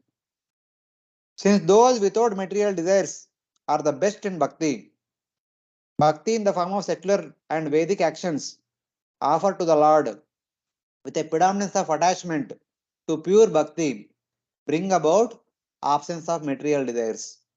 So now, different category of devotees are being indicated in this verse. First category of devotees are bhakti without material desires. They don't have ananya chintayantomam yajana paripas. They don't have any material desire. They only one desire, serving the Lord. They are best of all devotees. Second category of people is that they are decided to be devotees, but simultaneously they have other material attachments also. So bhakti in the form of secular and Vedic activities which are offered to the Lord with a predominance of attachment to pure bhakti bring about absence of material desires. So currently they are practicing bhakti and they also have other material desires, but eventually because their bhakti is more prominent than the material desires, the material desires will be slowly will be reduced to zero in due course of time. So then worship through various ordinary actions, Vivida Karmabi, through Vedic rites, Advaradhyay, which are offered to you, are successful. So all these devotees who have bhakti, who also have desire to perform so many material activities with some intention, their activities will become successful because their bhakti is more than their desire for material things. So in that way, this is taught by the Lord with Et Karoshi Yadashnashi in Bhagavad Gita. Et Karoshi Yadashnashi Ajosh Yadash Kamna Tapasya Konteya Tatkurushva Madarpanam. These are some devotees who perform all the activities as an offering to me. That's okay. Their activities will attain perfection eventually. When bhakti is most prominent, all ordinary and Vedic acts are offered. So kindly see the distinction. When bhakti is most prominent, means they are actually bhaktas, but they are also perform varnashrama duties because they have responsibilities, they have some desires, etc. We can say both the way. But bhakti is prominent, so they perform all ordinary and Vedic acts, both day-to-day activities and also Vedic activities, and they offer everything to Supreme Lord. When bhakti is a secondary element, the Vedic acts are only offered, but not the ordinary acts. Bhakti Mishra Karma. The Karma Yogis, so they also have Bhakti, but Bhakti is not the principal activity. For them, the performance of Varnashram is the principal activities. So such kind of people, only they perform the Varnashram duties, but they offer the Vedic duties to the Lord. They don't offer Varnashram duties to the Lord regularly. So it is like devotees perform every activity to the Lord. Like we hear that sometimes our congregation devotee, they say that their children, especially our school, when we go for sometimes to the school, they say that the children are taught to offer even a small pen. When they purchase new pen, when they purchase new notebook, they offer to Supreme Lord and they start writing in that. So everything that we do, small thing also, it is being offered. Just like every day morning breakfast, afternoon lunch, evening dinner, we offer to Supreme Lord, including water also, basic thing. But in the case of Karma Yoga, they don't offer like that. Every day they don't offer. For a season, when the new crop come home, the first grain they offer to the Lord. The entire grains which came in that particular season are already offered. That all becomes prasad. And then they don't offer every day, morning, evening, and etc. etc. On the festival days, they prepare special bhog and offer to the Lord. They don't offer every day, morning, afternoon, evening. So like that. Similarly, whenever there is some special festival in their home, they offer to the Lord. When there is a special occasion like marriage and name giving ceremony and all, that is performed as an offering to Supreme Lord. And they don't offer every now and then. In the sense, every daily activity they don't offer. Only the special activity they offer to the Supreme Lord. That is Karma Yoga. In the case of Bhakti, they offer the special activities also and ordinary activities also to the Supreme Lord. On the other hand, in pure Bhakti, see, in Karma Yoga, only the occasional or special activities are offered to Supreme Lord, not daily activities. In Sadhana Bhakti, the daily activities and occasional activities both are offered to the Lord. In Kevala Bhakti, only the general activities are offered to the Lord. The special activities are not offered to the Supreme Lord. So that is the understanding here. In pure Bhakti, only the ordinary activities such as hearing and chanting are offered to the Lord. This is the difference caused by the motive in offering. Worship of the Lord brings about the best acts because the dharma offered to you is never destroyed but transforms into worship. This means that dharma, whose main object is fulfillment of material desires, artha and kama, is destroyed. So it's basically the Ananya Bhaktas or the Kevala Bhaktas, they are not bound by Varnashrama duties. So since they are not bound by Varnashrama duties, they don't have anything to offer to Supreme Lord. Then what will they offer? They offer to the Lord the very basic activities. What are they? Shravanam, Kirtanam, Smaranam, etc. They are in their meditation completely, like the Goswamis. They don't have anything to do in this material world because they don't have anything to attain also. But on the other hand, when the people, the devotees, who are dedicated devotees, but still they have so many other responsibilities, so many other ambitions, they perform so many activities, Varnashrama duties. That means Dharma.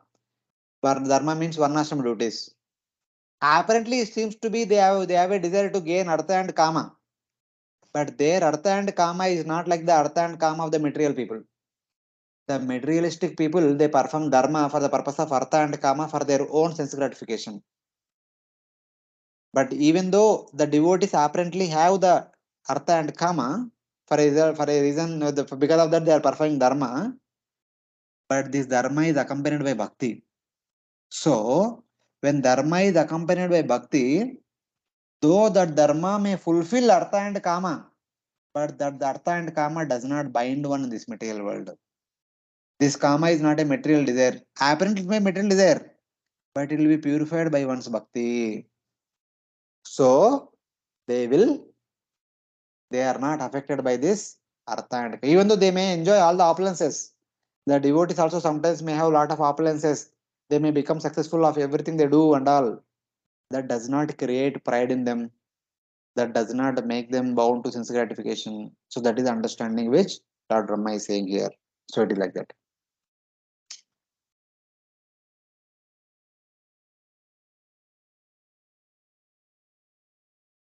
Okay, you're able to follow? Any questions till now?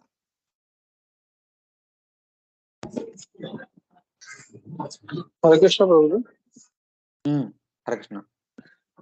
Here it mentioned that the pure devotee does offer only ordinary activities. Is it that they do not perform other activities? They don't perform. Which Goswami performed? Household activities or varnashram, other varnashram duties. Yeah, but they See, what do is written in cooking that? and Kevala Bhakti only. I don't think so any Goswami did cooking. Did anybody cook? but Prabhupada and they cook. No?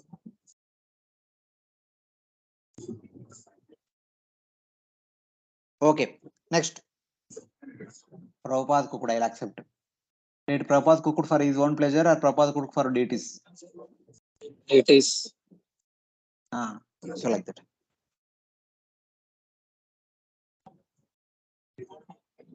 So the point is that whatever they do, they is all offered to the Lord. See, the understanding is that, see, that's why I gave the example of Goswamis. When you say Kevala Bhakti, Kevala means only that, nothing else. Even though Goswamis such as Sanatana Goswami who baked and bought bakris and offered to the Madan Gopalji. See, for example, people like Goswamis who prepare and offer to the Lord, and actually Lord eats. Does Goswami minds? If Lord actually eating it, does any Goswami minds? Does Prabhupada minds it? No. And we prepare and offer to the deities, and is taking. Okay, for the first time you may see, wow, wonderful! It's a great thing. Lord ate my offering in the breakfast, and you have nothing to eat, and you prepared lunch, offered. Again, Lord takes it. You say, what do you say? Okay, it is great, my dear Lord. You are eating. I think you can also spare me a little bit. If he eats dinner also, then what you will say? If you eat dinner or if he eats dinner also, what you will say? I want prasadam. I want your prasadam. No. He will say that before offering only, बहुत हो गया, आधा ही ले लो, ज़्यादा मत लो. If you take more than enough, I will not offer you once again. So that is our case. So like that.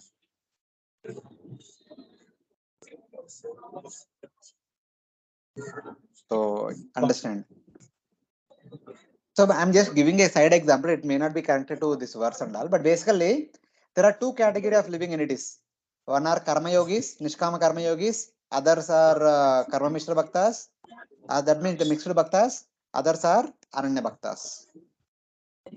So ananya bhaktas only perform Shravanam Kirtan. They don't have any other varnashram duties. But karma mishra bhaktas, they perform bhakti as well as varnashram duties. And they offer all the varnashram duties to Supreme Lord. Everything they do, they offer to Supreme Lord. Like the small kids are offering pen to Lord, notebook to Lord, like that. And karma yogis, they don't offer everything to Lord. Occasionally they offer. On the important occasions, they offer. And daily duty, they keep performing. So in that way. Like offering on festival days only. So in that way. Okay. We'll move on. Any other devotees have any question?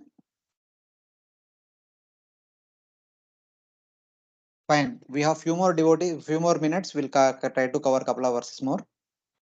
Shashvaswarupa Mahashaiva Nipita Bheda मोहाय बोधदिशनाय नमः परस्मै विश्वोद्भवस्थितिलयेषु निमित्तलीला रासाय ते नम इदं शङ्क्रमेश्वराय.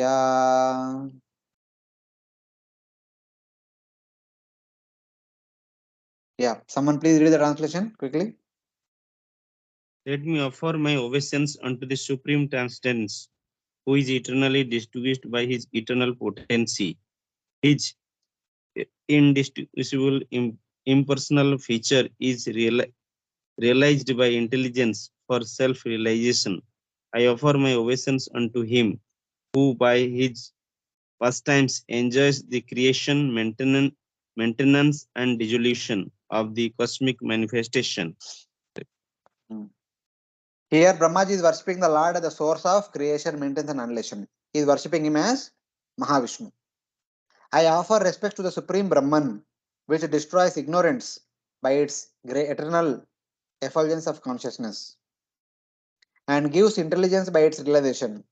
I offer respect to the Supreme Lord, who enjoys with Maya by his glance for creating, maintaining and destroying the universe. So here Brahmaji is seeing the Supreme Lord in two features, Brahman feature and Bhagavan feature, and he is worshipping both of them also. Having delineated two types of worship of the devotees, Anand Kevala Bhakti and Karma Mishra Bhakti, Brahma offers respects to the forms of the Lord, worshipped by the Jnani and devotee. Devotee worships Bhagavan and Jnani worships Brahman. And Brahma is offering obeisance to both of them. How? I offer respects to that form which destroys illusion of difference. Illusion of difference by eternal consciousness. Just as the ocean was swallowed by Agastya. So basically, the Brahman is considered to be, I offer respects to that form which destroys the illusion of difference.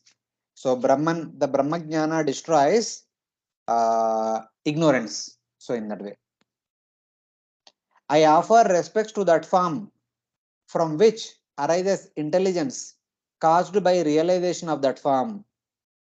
I offer my respects to that impersonal form, impersonal Brahman. So how is he able to destroy the ignorance? By giving us intelligence.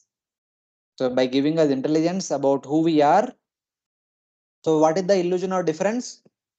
So of course, we are from the philosophy of Achinte Beda Beda. Here the difference is, so we have nothing to do with the Lord. That is the kind of difference. But how this knowledge will destroy the difference understanding? It destroys by giving us the knowledge that we are actually an Amsha of the Supreme Lord. We are an Amsha of the Absolute Truth, the Parabrahman. So when we understand that we are an Amsha of the Parabrahman, we are qualitatively one with the Parabrahman. So one loses ignorance. So that is by this Brahmajnana. So in that way, I offer my respects to the personal form of the Lord, who enjoys by the pastimes of glancing at Maya, the cause of creation, maintenance and destruction of the Supreme Lord. So who is Bhagavan? Bhagavan is Mahavishnu. What does he do? He glances upon Maya Shakti and creates, maintains and annihilates. He does all these things. So I am offering obeisance to under that Lord also.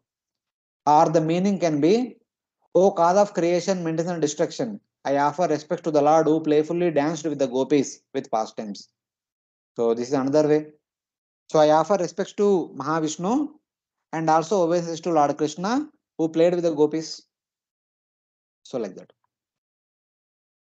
Shruti says, so this was one of the questions asked by one of the devotee, Gopal Tapnam said, Parardhyante so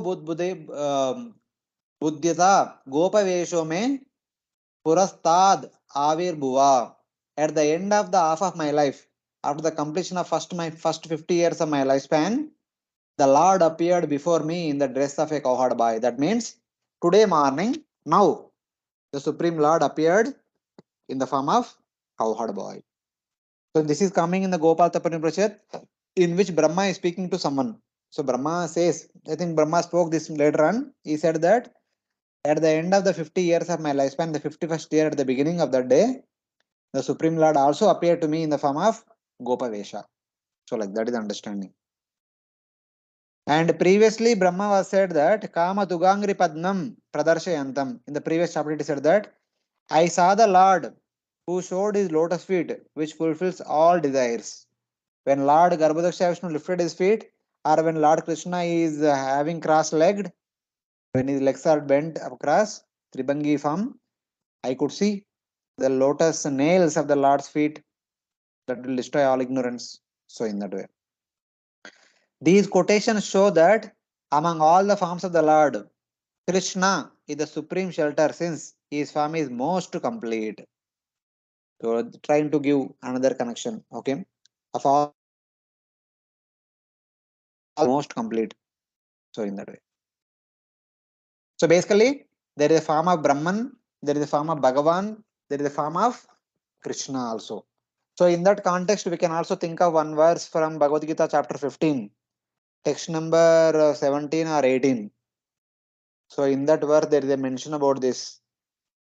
So, how the form of Lord Krishna is complete.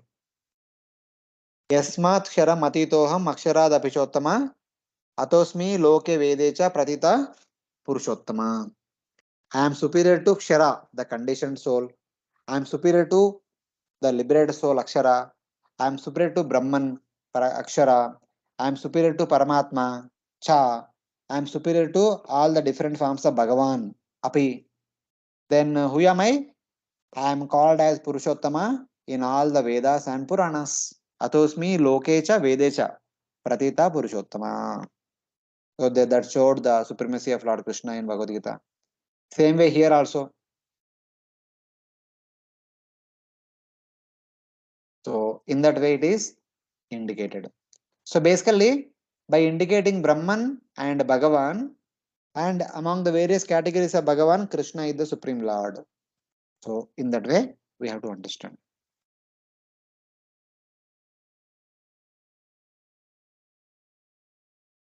As we continue further, announcing the greatness of the Lord's highest mercy by giving his abode to the people who are like animals by only Namabhasa. Even by doing Namabhasa, one can be taken to spiritual world.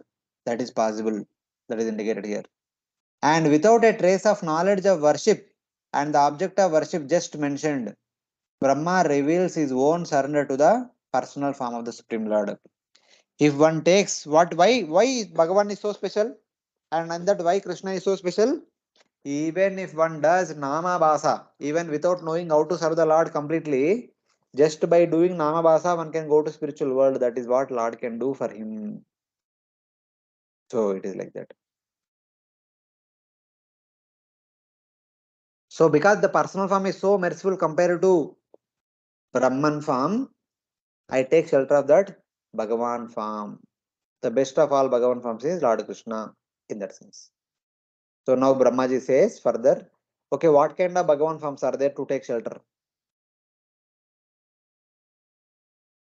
Yasyavatara gunakarma vidambanani namani yesu vigame vivashagrunani grunanti तेनैकजन्मशमलं सहसैव हित्वा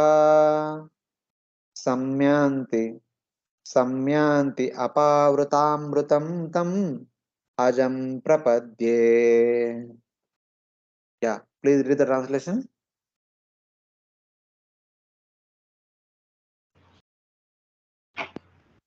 Let me take shelter of the lotus feet of him whose incarnations, qualities, and activities are mysterious imitations of worldly affairs. One who invokes his transcendental names even unconsciously at the time he quits this life is certainly washed immediately of the sins of many, many births and attain him without fail. Ajami as an example. Remember the Lord at the end of the life, still attain perfection.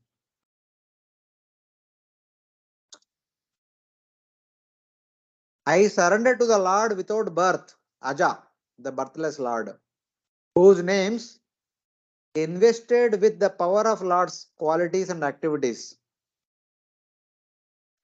chanted at the point of death, even without attention, That means Namavas immediately destroys lifetimes of sins and allow men to achieve the uncovered true form of the Lord. That means they will go to spiritual world, they will be able to see and serve the Supreme Lord personally. That is possible even by Namabhas at the time of death. According to the Sandarbha, Vidambanani Namani means names having similar powers to the qualities and activities of the Lord's avatars. Or it can mean names which represent the Lord's qualities and activities as enacted by the actors, like Girivaradari, Damodar, and then what else? Based on the Lord's pastimes, Keshava, Madhusudana, so like that.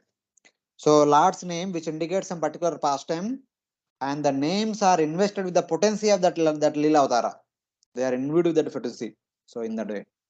Or it can mean names not suitable to represent the qualities and activities of the Lord, since they are also used for one's own sons or brothers.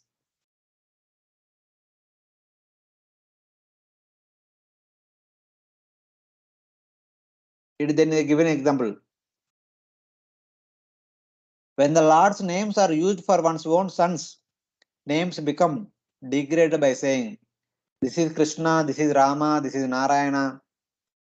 So when we name our own people with the name of the Lord, the name the Lord has got because the Lord has performed a special pastime. He got that name. But when the name is given, the same name is given to one of us, one among us, that name does not suit us. Apparently, it seems that when that name is given to us, that name has lost its potency. In one sense, it is true. When that name, when we chant, when it is indicated to us, when the name referring to us, that name does not have that potency. But when the name is referred to Supreme Lord, it will have that potency. So in that way, when the names of the Lord are used for us, the name's potency is degraded. Qualities becomes degraded by describing those qualities in common people. So for example, one example is given. Dina Bandhu is an example. This Damodara is merciful friend of the fallen, Dina Bandhu. So when Lord is addressed as Dina Bandhu, he will do full justice to the title Dina Bandhu. When we get the name Dina Bandhu, can we give full justice to Dina Bandhu name? We cannot. So at that time, this name does not show that potency. Dinabandhu potency does not be shown when it is given to us. That the quality of that name will be degraded. So in that way, actions of the Lord become degraded by addressing ordinary people as Govinda, Giridhara, and Madhusudana, etc. But people like Ajamila who utter these names at the point of death without reference to the true meaning, without indicating to the Supreme Lord, immediately gave up heaps of sins and attained the Lord's form of eternity, knowledge, and bliss without covering. How? So, when you say that the names which are Lord God because of his pastime, certain pastimes, they have full potency of that particular pastime, fine. When the same names are given to some people like us, and when we are called with the names, the potency will be removed. The names does not have potency. But if that is the case, how is that Ajamila got the liberation? He just chanted the name of his own son, but Vishnu just came and protected him and eventually attained Vaikuntha. How is that?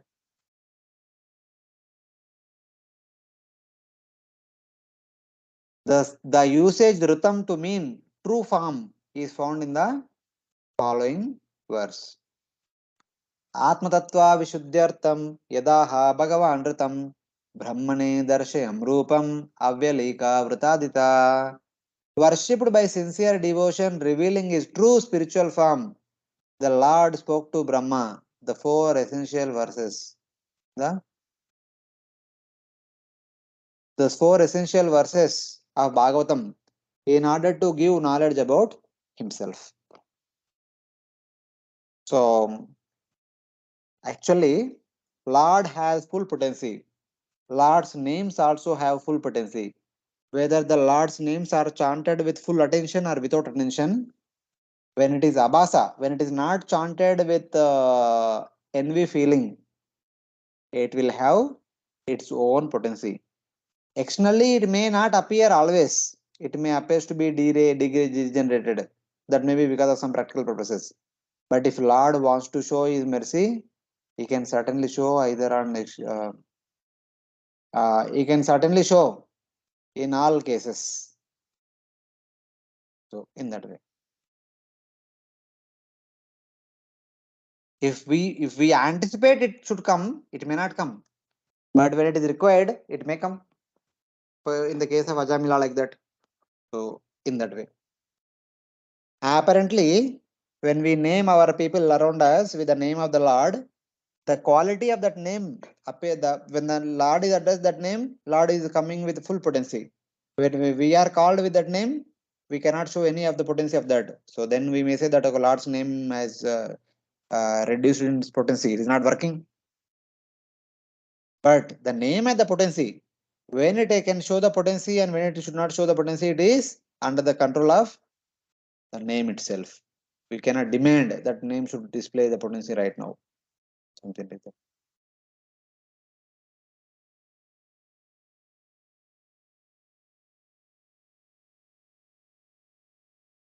So, able to follow? A little technical this verse. Yes, Prabhuji.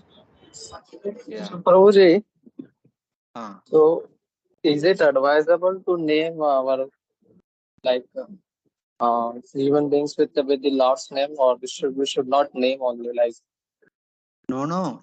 It is advisable to name the Lord's name to our people, and while chanting that name, we should make a conscious effort to remember the Lord also. Then we'll get double the benefit.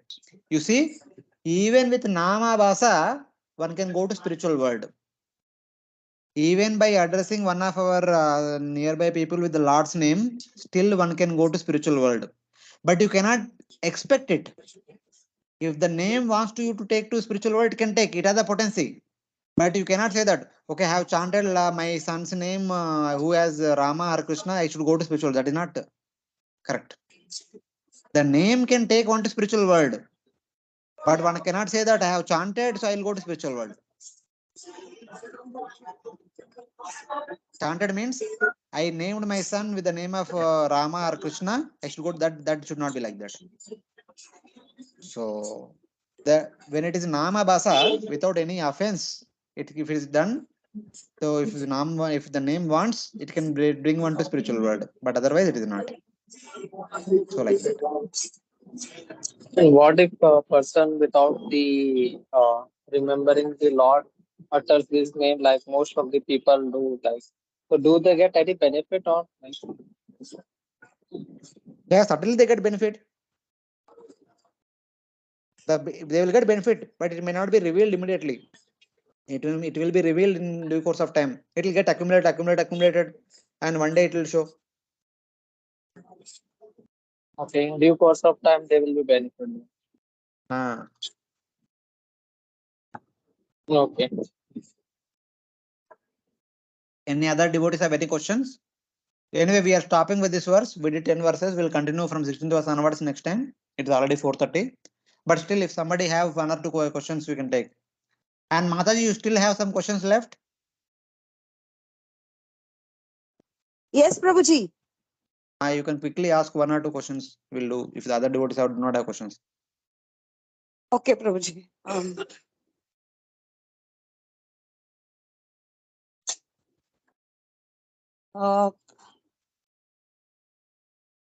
Yeah, Prabhuji, this material world is 1/4 part of the Garbhodakasayi Vishnu.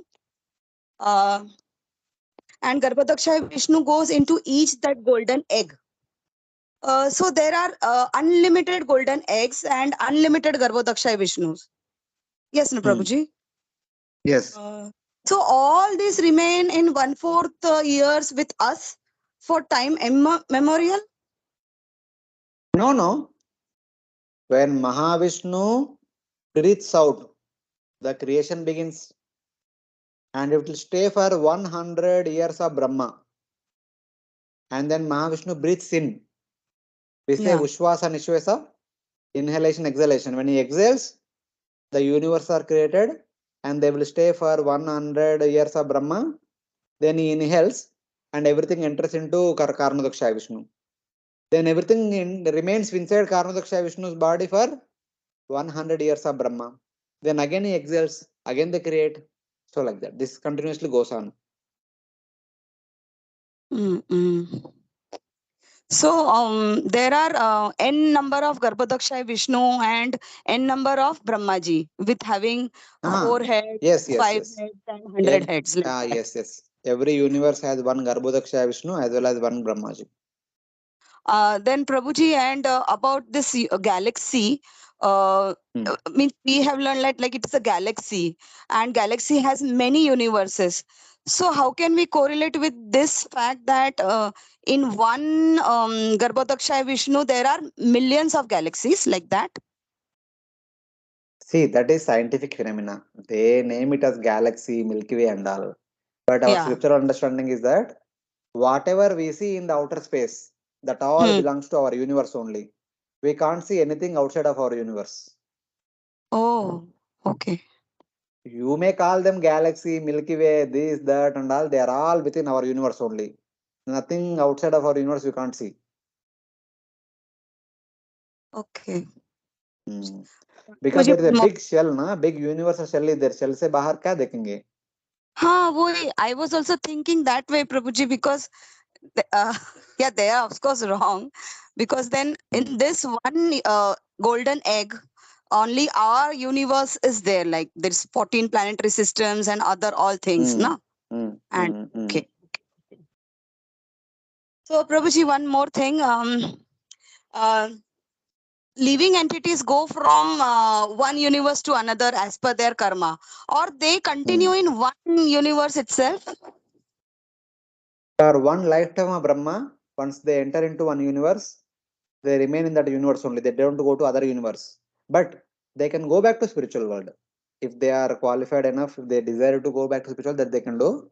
But they cannot go to another universe as long as that universe is existing. When the 100 years of Brahma is complete, at the end of the lifespan of Brahma, they enter into the body of Karnadaksha Vishnu. In the next creation, they can go to other universe. Okay. So, Prabhuji, does the count of rebelled living entities remain same? Because some may go, some may get liberated, but others remain same. So, No, is that some go out, some come in, some go out, some come in. ये तो number बढ़ता रहेगा. कम sometimes decreases, sometimes increases, like the stock exchange. but then the question arises: we are the marginal energy when it was created. So the marginal energy remains same. Otherwise, only when they are liberated, Prabhuji. They means from Vaikunta, no people will come here, na Prabhuji, just like us. Like they may come Can for, come na. they can come for preaching purposes. No, I'm not telling about like us in the material world. Some come for preaching, and they come for preaching, and they become attracted, and they stay here only. That also can be possible. Some come casually just for a visit. They come here and they stay here. So I mean to say, the marginal energy, which we are all marginal energies, does it remain same, or it may increase or decrease? See, don't talk in energy and all. You talk in terms of people. People, yeah. Okay. The count of the people same or not, you ask. Energy means you can't quantify, na? What quantification you give to the energy? See, people, that's what I'm saying. Some people are always going out, some people are always coming in. Sometimes the number of going out increases, sometimes the coming in number can increase. So it's all like stock exchange. It is nothing fixed. It is always fluctuating.